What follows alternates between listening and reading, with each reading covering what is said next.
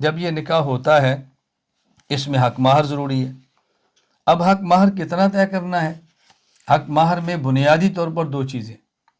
Number ایک، اتنا زیادہ نہ ہو کہ لڑکا ادا نہ کر سکے، اور اتنا کم نہ ہو کہ لڑکی کو اپنے خاندان اپنی سہیلیوں میں بتاتے ہوئے شرمندگی محسوس ہو۔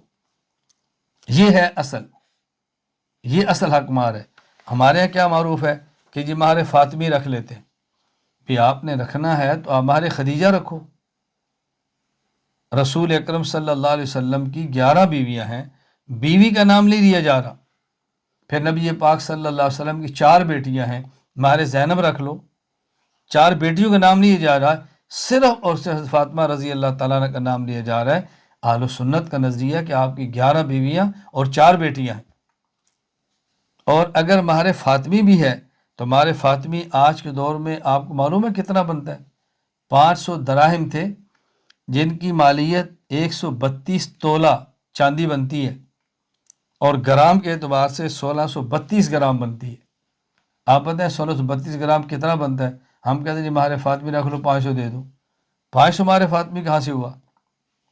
یہ بات اچھی طرح ذہن نشین فرما لیں کہ حق مہر میں بنیاد کیا ہے، اور یہ لڑکے نے ادا کرنا ہے۔ ایک بار میں خود نکاح پڑھا رہا تھا تو میں نے لڑکے سے پوچھا حق مہر کتنا ہے؟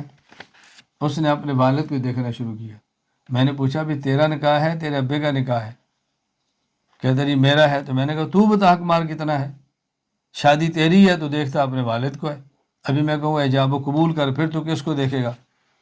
بھائی تیرا نکاح ہے، تو کتنا دے سکتا ہے تو بتا۔ تو نکاح میں یہ دو چیزیں حق مہر کے اندر بنیادی ہے جو میں نے عرض کیا، اس کو اچھی طرح ذہن نشین فرما لیں۔